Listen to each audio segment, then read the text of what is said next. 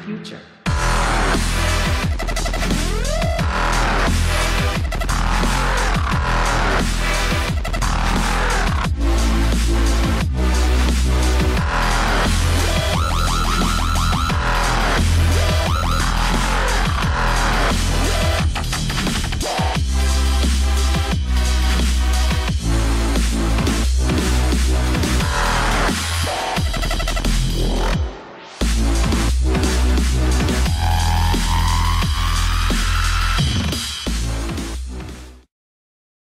Hello, I'm Amanda Bush. Welcome to our latest report on some of the most exciting developments happening today in commercial space development and scientific exploration of space.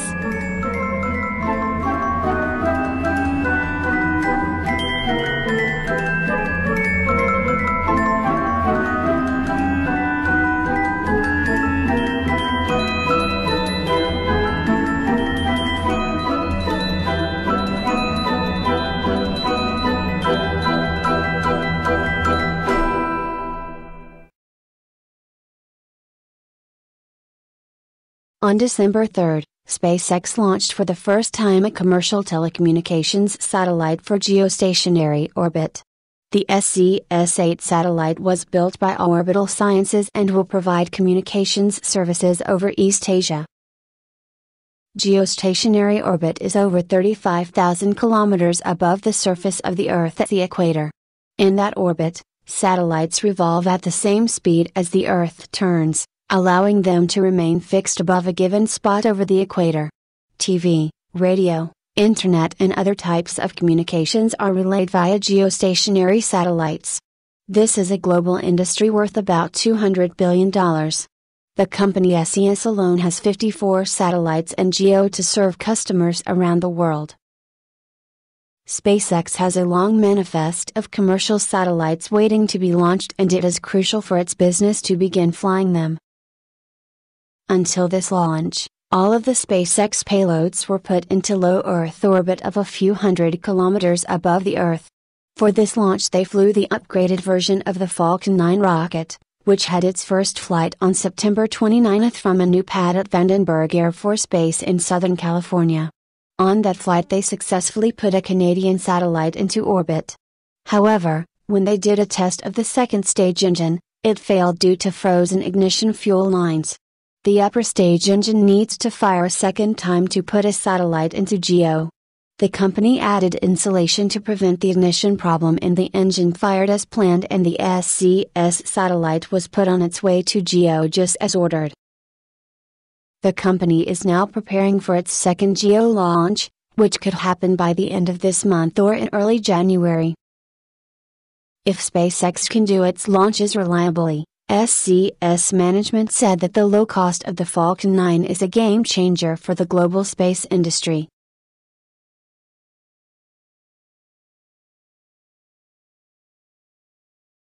A Cubesat is a box-shaped spacecraft just 10 centimeters to a side.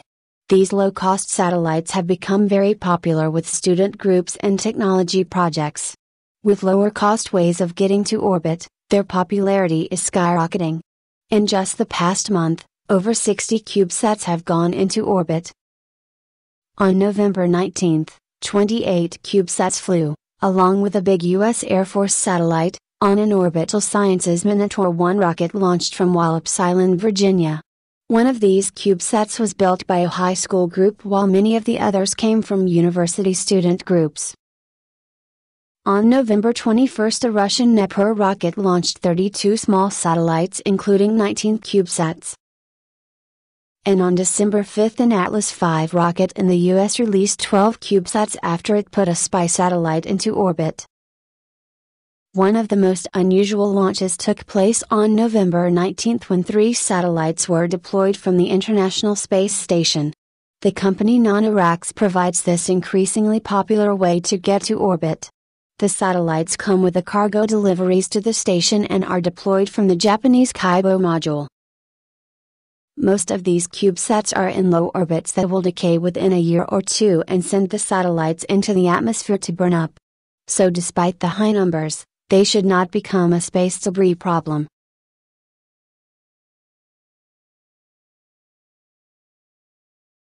When it was discovered by hobby observers in Russia in 2012, there was great hope that the comet ISON would brighten up and become visible to the unaided eye, especially after it passed around the Sun on November 28. While it did brighten somewhat before passing the Sun, it was just barely visible without a telescope. After the encounter with the Sun, it initially appeared that ISON had been totally blown apart.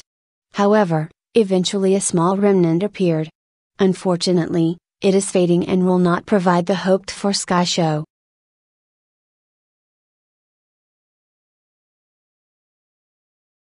The Curiosity rover on Mars had an issue with a short in its electrical system.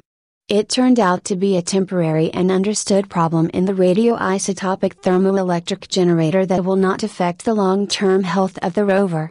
So the rover can continue its exploration of Gale crater and its trek towards Mount Sharp.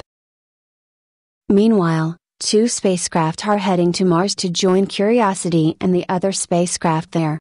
In November, NASA launched the MAVEN spacecraft, which will go into orbit around Mars in the fall of 2014.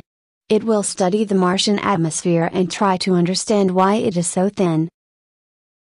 Earlier in the month, India launched Mangalyaan, the country's first spacecraft to go beyond the Moon.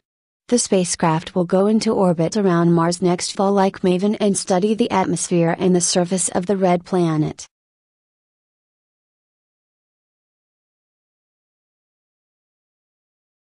China is also busy in space exploration. It launched the Chang'e 3 spacecraft on December 2, and 4 days later it went into orbit around the Moon. The spacecraft is named after the goddess of the Moon in Chinese mythology. On December 14 the spacecraft is expected to land on the Moon in the Bay of Rainbows in the northwest region as seen from Earth.